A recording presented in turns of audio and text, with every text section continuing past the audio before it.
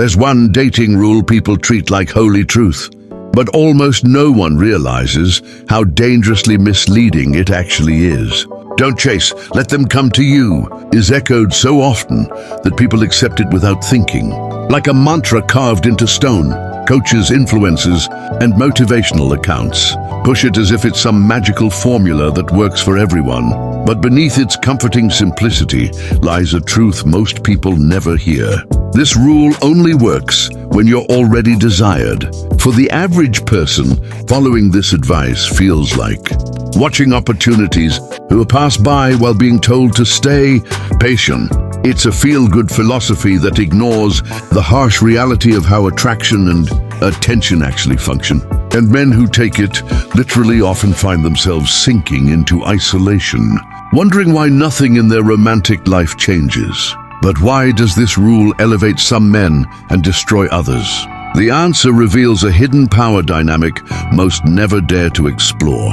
There's a psychological truth almost no dating coach has the courage to say out loud, but once you hear it, you can't unsee it. Chasing someone instantly exposes who needs the connection more, and the moment that's revealed, the power shifts. It mirrors negotiation. Whoever fears losing the deal always has less leverage, while the one who can walk away calmly holds the upper hand. When you pursue with intensity, you unintentionally announce your emotional vulnerability before they've earned it. That early imbalance shapes everything that follows, often locking you into a lower value role before the relationship even begins. Average men here don't chase, take it literally, and then disappear into silence, never realizing the rule wasn't made for them. They adopt a strategy designed for men who naturally attract attention, not those still climbing toward that level. So what actually determines who becomes the pursued and who must pursue? The truth is colder and clearer than you expect. Before you speak a word, before you send a text, before you even consider approaching someone, the game has already been decided. Attraction, real, hard, unfiltered attraction, determines whether you get chased or whether you must do the chasing. And while looks matter more than most people admit, attractiveness is a larger equation. Physique, confidence, style, income, charisma, social presence. When someone ranks high in these areas, the world responds to them automatically. Doors open without them knocking. But for the average person, silence becomes the default when they stop initiating, because their presence alone isn't enough to spark pursuit. No amount of affirmations or self-delusion can override what the market perceives in a first impression. The worst mistake is pretending you're already in a league you haven't entered yet. But how do you know where you truly stand in this hierarchy? There's one test that exposes everything. If you want to know exactly how attractive you truly are, there's a single question that exposes your real position instantly. Ask yourself this: if you stopped initiating today, no messages, no approaches, no effort, would anyone still try to connect with you? If the honest answer is no, then you're not in a place where passivity is a strategy. You're in a place where passivity is a dead end. Attractive men ignore the don't chase rule because their lives are filled with incoming invitations, signals, and opportunities. Average men follow the same rule and find their dating life collapsing into silence, confusion, and loneliness. It's not a moral judgment, it's simply a reflection of how the market responds to your current value. Reality doesn't adjust to your feelings. Your strategy must adjust to reality. But can this reality be changed, or are you permanently stuck where you are? Every man wants the life of a high-value man, but almost no one is willing to walk through the fire required to become one. Real transformation isn't a glow-up montage, it's a long, uncomfortable grind that demands far more than motivation quotes and quick fixes. Building an attractive life means enduring years of physical work, emotional growth, and the discipline to keep going when no one is watching.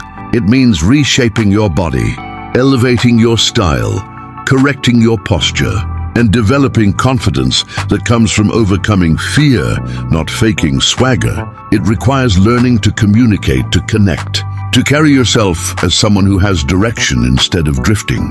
And even when you improve, the world doesn't suddenly hand you abundance. You still have to initiate because others are leveling up too. But every step you take strengthens your position, increases your odds, and moves you closer to being someone who naturally draws attention. So why do so many men start this journey only to end up disappointed? There's a silent belief almost every man carries, and it quietly ruins their dating life long before they ever realize it. Most men convince themselves they're far more attractive than their results actually show, and that illusion becomes their biggest enemy. They imagine they're 8s while putting in the effort of a 5, expecting outcomes that only truly high-value men receive. They hold out for partners they aren't prepared for, mistaking personal desire for realistic positioning. And when life doesn't match their fantasy, frustration grows, followed by blame, usually aimed at the world instead of the mirror. This disconnect between who they think they are and what the market sees becomes the root of bitterness, resentment, and endless disappointment. You cannot embody the confidence of a top-tier man until you've actually built the life, discipline, and presence of one. So what does real, grounded transformation actually look like? If you've ever wondered how an ordinary man suddenly becomes someone others can't look away from, here's the blueprint no one tells you.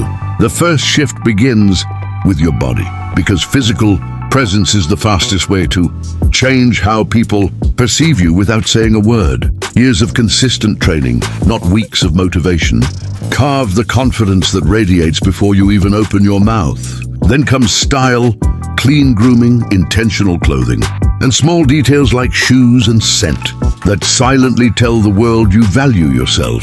Confidence grows from real achievements, conversations improved, fears faced, skills developed, not from pretending to be unbothered.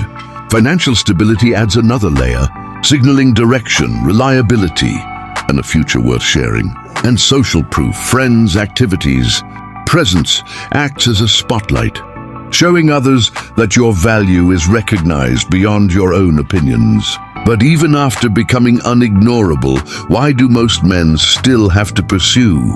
The answer reveals the brutal structure of the modern dating hierarchy. There's a harsh truth most men never understand.